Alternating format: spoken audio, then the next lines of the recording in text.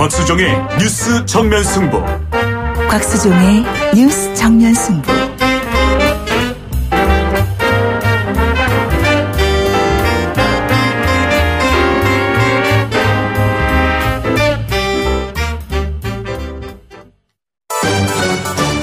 김작이 묻고 곽박이 경제로 답한다.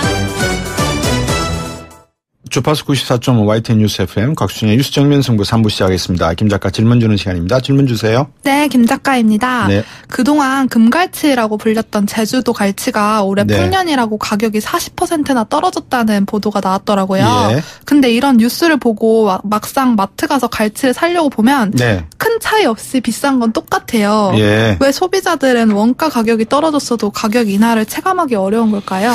근데 이제 말씀을 그래 하시니까 제가 갈치를 지난주에 금요일 날 땡마트에 가서 저녁 11시쯤에 갔어요. 가니까 땡처리 하는 거예요. 근데 한 마리를 잘라서 토막을 내서 파는데 보니까 8,600원 정도 가격이 붙어 있더라고요. 근데 그거를 땡처리 하면서 buy one get one free 하는 거예요. 그러니까는 두 개를 사면 8,600원 정도. 그러니까는 한 4,000원 정도 되는 셈이죠, 결국은. 그래서 제가 신문을 이렇게 보니까 제주갈치가 이렇게 싸지 하니까 방금 말씀하실 때 제가 이 온라인을 열어보니까 제주도에 4개 수협이 있는데 한림 수협, 서귀포 수협, 성산포 수협, 제주시 수협. 이게 6월 한 달에 어획량이 5배가 늘어났대요.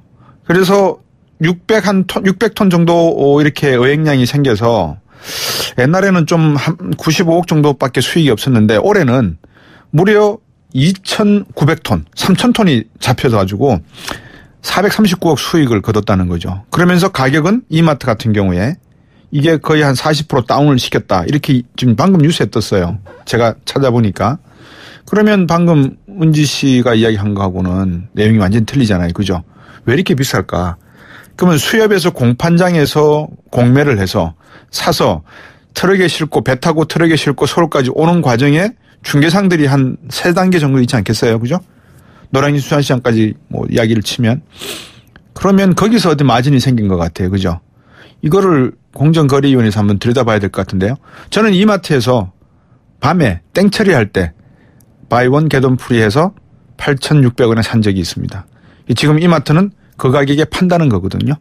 이거는 사실 확인을 좀 해봐야 될 것 같습니다. 제가 다음 시간에 사실 확인하고 다시 말씀드릴게요. 지금 여러분께서는 경제학자 곽수종 교수가 진행하는 YTN 뉴스 FM 곽수종의 뉴스 정면 승부를 듣고 계십니다.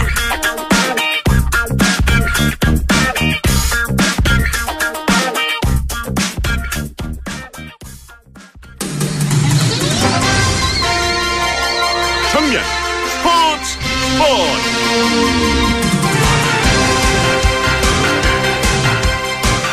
네, 스포츠계에 어떤 일이 있었는지 스포츠 정면 승부 중앙일보 박민 기자와 함께하겠습니다. 안녕하세요. 네, 안녕하세요. 갈치 좋아하세요? 네, 뭐 생선 좋아합니다. 아, 그래. 고향이 저쪽 부산이세요? 아니, 바다 저는 쪽이세요? 전라북도 전주가 제 아, 고향입니다. 예, 아이고 양반이시군요. 네. 방금 우리 김 작가가 저한테 갈치값이 싸다고 하는데 왜 마트에 가면 비싸냐 이러더라고요. 혹시 청취자 여러분들께서도 좀 정보 좀 주시겠습니까? 정말로 이렇게 신문에 난 거와 다른 내용으로 갈치가 판매되고 있는지 한번 여쭤봐야 될 것 같아요. 자, 스포츠 소식으로 돌아와서 요즘 기아가 잘 나갑니까? 프로야구? 네, 기아가 62승 32패로 또 2위 NC의 6경기 앞선 선두를 질주하고 있는데요. 예. 또 타선에서는 최영우와 김선빈 등 1번부터 9번 타자까지 모두 불방망이를 휘두르고 있고요. 네. 또 마운드에서는 양현종과 헥터 선수가 14승씩 올리면서 네. 호투를 펼치고 있습니다. 그렇군요. 기아가 옛날에 해태였죠? 네, 맞습니다. 전신 해태였고요. 예. 또 해태 시절에 9차례 한국 시리즈 우승을 거뒀는데, 예. 또 1980년대에는 김봉영과 김성한 등을 앞세워서, 예. 또 86년부터 4연패를 거뒀고요. 네. 또 90년대에는 조계현과 이강철, 그리고 타선에서는 이종범 등을 앞세워서 예. 왕조를 세웠는데, 예. 또 그 해태에서 기아로 간판을 바꿔단 뒤에는 2009년이 마지막 우승인데요. 네. 또 올해가 그 영광을 재현할 적기라는 평가를 받고 있습니다. 그렇군요. 광주 팬들은 요즘 재밌겠습니다. 신나겠습니다. 네, 그 광주 팬들이 또 야구 볼 맛이 날 것 같은데요. 네. 또 광주의 그 기아 챔피언스 필드에는 그 홈팬들이 꽉꽉 들어차고 있는데요. 예. 또 작년 대비 관중 수가 42%나 늘었고요. 네. 그리고 요즘 기아 유니폼 판매량도 부쩍 늘었습니다. 그렇군요. 자, 다시 미국으로 좀 방향을 틀어볼까요? 유현진 선수 선발 등판 일정이 잡혔습니까?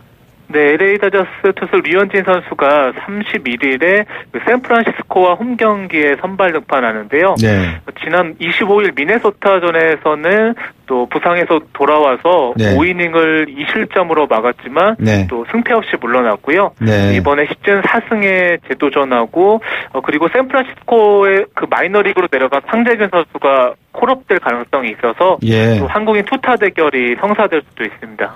지금 그 미국에서 활약 중인 우리 선수 프로야구에서 활약 중인 선수들은 유현진 선수, 방금 황창규 선수 또 누가 있습니까? 네, 그 세인트루이스의 그 오승환 선수가 예. 또 사실 마무리를 맡고 있다가 최근엔 중간 게이트로 내려갔고요. 그렇죠. 텍사스 추신수 선수는 또 여전히 출루 머신으로 또 굉장히 좋은 모습을 보여주고 있고 예. 또 박병호 선수와 황재균 선수는 현재 마이너리그로 내려가 있는 상황이고 예. 또 그 김현수 선수 같은 경우에는 볼티모어에서 뛰고 있는데요. 예. 올 시즌에는 좀 주전 경쟁에서 다소 어려움을 겪고 있습니다. 지금 보면은 투수가 말씀해 주신 분에 두 선수가 있고, 그죠? 나머지는 다 타격 선수네요. 타자들이네요. 그죠? 네, 맞습니다. 주로 타자 선수들이 좀 많이 진출해 있습니다. 우리나라에서 이렇게 미국으로 이렇게 뭐라 그럴까요? 에이전트가 한 몇 분 정도 에이전트가 지금 나와 있어요? 그런 연결을 하는 에이전트가. 네, 사실 그 메이저리그에 진출할 때는 예. 그동안 류현진 선수나 추신수 선수 같은 경우에는 예. 그 외국인 에이전트 스카 브라스를 통해서 나갔고요. 네. 최근에 김현 선수 같은 경우에는 또 우리나라 그 에이전트를 통해서 나간 경우가 많은데 네. 사실 축구 쪽에는 에이전트 시장이 또 굉장히 발달해 있는데 예. 또 야구 시장은 아직은 그렇게 활발한 상황은 아닙니다. 예. 보통 이제 에이전트들이 와서 경기 관람을 하고 뭐 이런 하게 되면 선수들이 또 긴장을 하게 되고 자기 실력을 좀 뽐내야 되지 않습니까? 그죠? 네.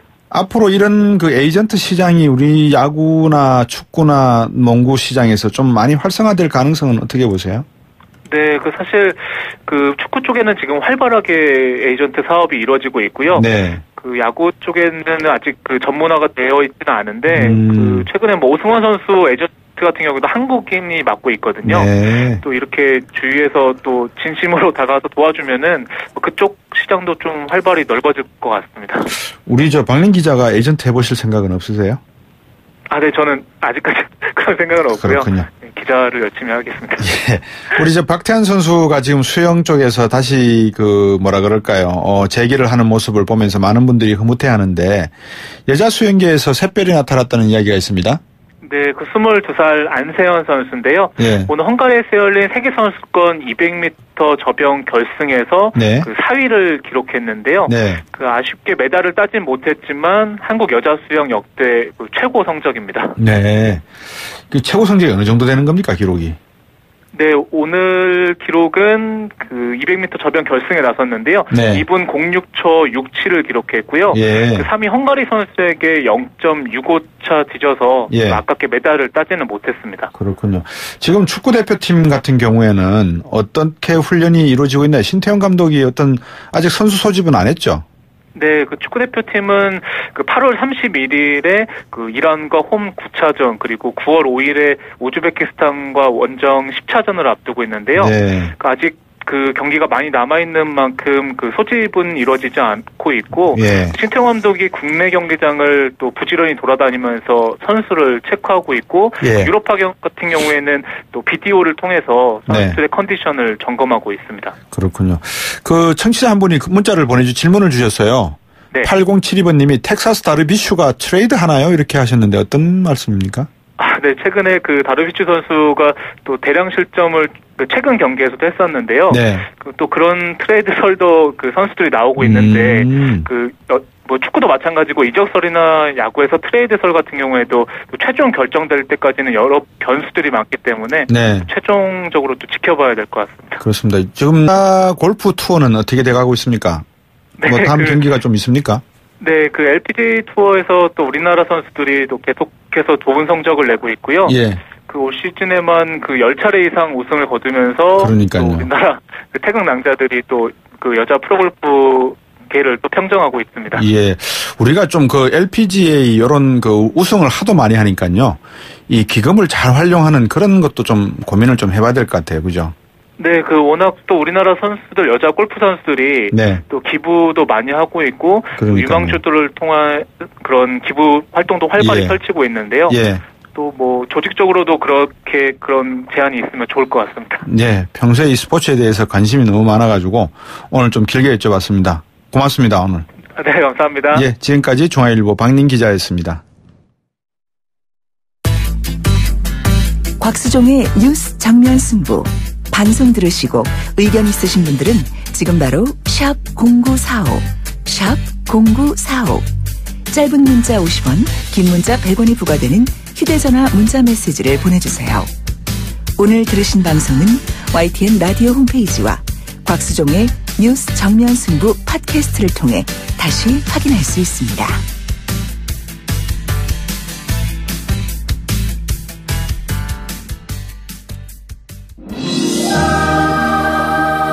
힐링 정치, 국정 농단.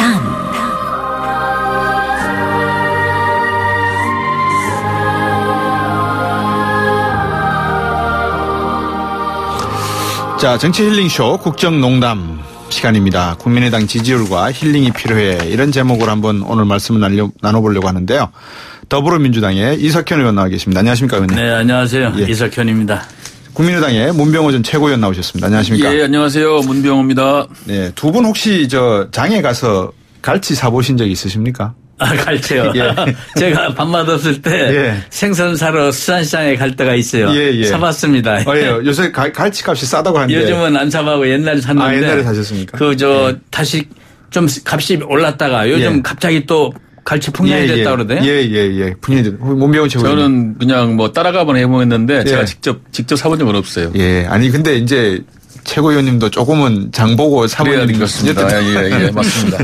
그 4922번님이 문자를 보내주셨는데 어제 이마트 다녀왔는데 큰 거 한 마리에 13,000원이랍니다. 근데 예. 지금 언론에서 나오기로는 올해 갈치가 전부 풍년이라서 한 40% 할인해서 세일한다라고 방송에서 들었는데 막상 마트에 가니까 큰 거 한 마리에 13,000원 예전 가격 그대로 비싸구나. 받는다는 겁니다. 예. 그래서 이게 도대체 어떻게 된 일인가. 예. 예, 그렇게 한답니다. 자, 요까지 이제 제가 마트 이름 하면 안 된다는데 마트 이름을 제가 이야기했는 모양입니다. 최고위원님. 자, 두 분 나오셨으니까 오늘 주제로 바로 돌아가겠습니다. 이 국민의당 지지율과 힐링이 필요해 이건데요. 예. 어떻게 국민의당 지지율이 지금 연속 꼴찌다 이렇게 하고 바닥 칠 만큼 다 쳤다. 이제 살아나야 되는데 기미가 보이지 않는다. 반면에 더불어민주당은 지금 대기업 부자 증세 방침 후에도 지지율이 다시 74% 올라가는 등 소폭 반등하고 있다. 이게 왜 그러냐 이런 내용입니다. 이석현 의원님. 나무당 얘기하기 축하드립니다. 미안하지만. 축하드립니다. 나무당 얘기하기 미안하지만 이제 국민의당이 이제 바닥 쳤으면 다시 이제 올라가겠죠. 국민의당도 반등을 하겠죠. 올라가겠고. 우리 당은 내가 볼 때는 이제 대통령이 워낙 잘 해보겠다는 의지가 강하게 보이고 또 우선 업무를 하는 스타일이 옛날하고 너무 달라요. 옛날 대통령들하고. 그러니까 국민들이 거기에 대해서 일단 찬사를 보내고 기대를 많이 하고 있고 또 이제 저희 당도 또 거기에 발맞춰서 국민들이 원하는 만큼의 개혁과 또 민생을 위해서 잘 하려고 노력을 하고 있습니다. 그래서 문병호 최고위원님. 민주당이 뭐 잘한 것 같지는 않고요. 대통령 인기 가지고 민주당이 먹고 사는 것 같습니다. 지금. 아, 그렇습니까? 지난번에 추경할 때도 뭐 26명인가 불참해가지고. 참 그거 여쭤봐야 돼요. 다른 당에다는 협전한다고 해놓고 실제 민주당에서 26명이 불참해서 표결을 정시에 못하는 그런 해프닝이 벌어졌지 않습니까? 지금 뭐 민주당이 잘한다기보다 문 대통령께서 이미지 관리를 잘하시니까 그런 것 같고 국민의당은 이제 정말 바닥인데 주식도 바닥 바닥을 갔을 때 금방 반등이 안 됩니다. 예. 바닥을 좀 다져야 되거든요. 그래서 아마 이번 가을까지는 바닥을 다져야 할 것 같습니다. 가을까지나. 네. 예. 자, 이게 힐링 시간인데요. 두 분께서 이렇게 날카롭게 정치적으로 계란 유골의 말씀을 막 던지시면 제가 중간에서 상당히 입장이 난처해집니다. 왜냐하면 나중에 칭찬하기 이런 말도 있거든요. 근데 문병훈 최고위원께서 말씀하셨지만 진짜 저는 궁금한 게 추경 때 26분 다 뭐 하셨어요? 그게 우선 처음에는 이제 국민의당이 우리를 지지할 걸로 봤다가 나중에 입장을 선회했다. 그래서 자유한국당과 함께 반대할 것 같다라고 원내대표가 보고를 했어요. 그렇게 되면 이제 우리가 과반수가 안 되니까 우리가 그 본회의를 추진하기 어려워지죠. 그런 상황에서 아마 8월 2일까지 갈 것 같다라고 상황이 되니까 이제 의원들이 지금 당장 못 오겠구나 이렇게 생각을 했던 거죠. 그리고 이제 그 뒤에 가서 국회의장이 주선해서 사당 원내대표들이 모여서 의논할 때 자유한국당이 자유한국당 원내대표가 우리도 끼어달라. 우리도 참여하겠다 같이 적극적으로 얘기를 했다고 그래요. 그러니까 우리 원내대표가 믿고 자유한국당은 뭐 의석 하나하나 신경 쓸 필요 없이 모든 정당이 합의해서 동의해서 그걸 추경을 처리하는 게 되니까 이렇게 나를 갑자기 잡았던 것 같아요. 그런데 이제 그 전 상황에서 의원들이 이제 외국에 나가 있던 의원들이 갑작스럽게 당황하게 된 것이죠. 시간적으로 물리적으로 불가능해서.